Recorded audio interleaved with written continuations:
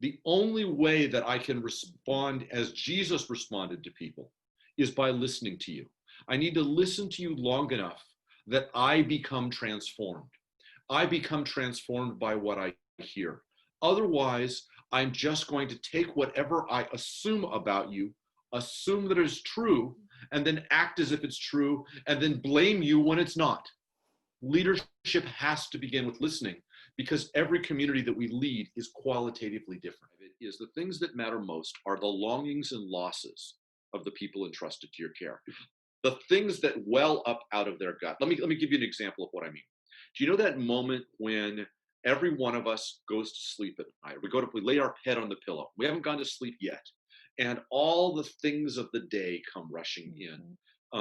You might think about a conversation you had with somebody and you think, I should have said that differently. And you spend the next 15 minutes trying to figure out what you should have said. Or you're worrying about your kids, or you're worrying about your parents, or you're worrying about an exam, or you're worried about a job. All of those things come rushing in at that moment. I argue that every leader has to listen to their people long enough that they know the things that keep them awake at night. And the things that keep them awake at night are the things they long for and the losses that they feel. I'm a part of the Fuller Youth Institute, and we do a lot of work with young adults and with teenagers. And we have come to describe the longings and losses of teenagers and young adults by thinking about identity, belonging, and purpose. And I would argue that's not just something for young adults and teenagers. Every single human being you encounter is constantly asking questions of identity, belonging, and purpose. And if you as a leader cannot answer about what it is your people, what defines them, what connects them together, what holds them, what do they want to be connected to, and why they live beyond themselves, what is it that matters most to them? If you can't answer that without a stereotypic kind of an answer, you need to be listening more. Drives us back to listening. I was in a situation recently where I was talking to somebody in my own congregation, and they said something, and I realized, I've been making all sorts of assumptions about how they do identity, belonging, and purpose. I've known these people for years, but there was just a glimpse of something. And so I said, can we have coffee? And this was about 6 or 8 months ago. And we sat down and we talked, and I learned so much, because what I found was that the assumptions I had made were true, but they were true of the part of them they bring to church. But there's a whole part of their life they don't bring to church, and that they assume that the church will just never address. And when I got a glimpse of that, I was able then to invite them to bring that whole part of themselves into the church.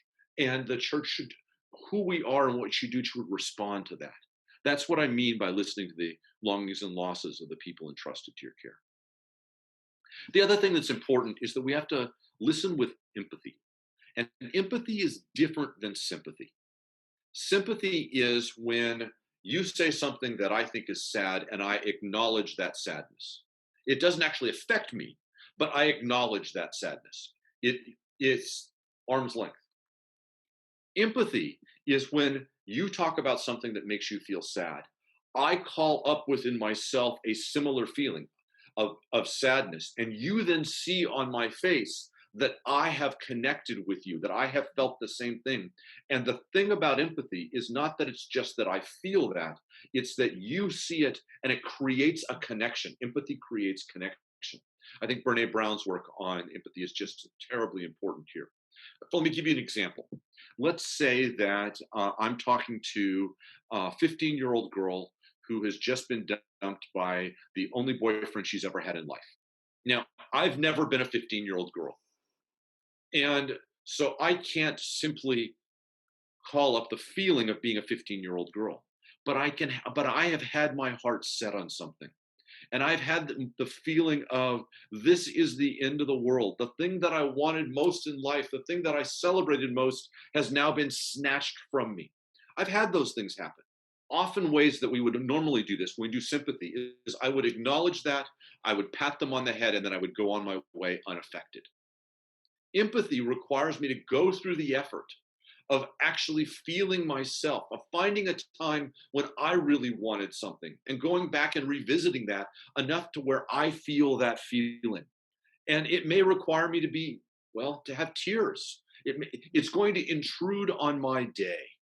But that's what happens, is that if that 15-year-old that I'm talking to sees on my face that I have validated it by finding in myself a similar thing and that we have shared it.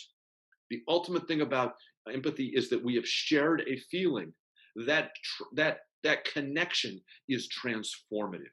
It transforms her because she is experiencing that connection, and it transforms me because I now understand her at a deeper level. Empathetic listening is deeply inconvenient. It will change you. Until it changes you, you are not ready to do innovation.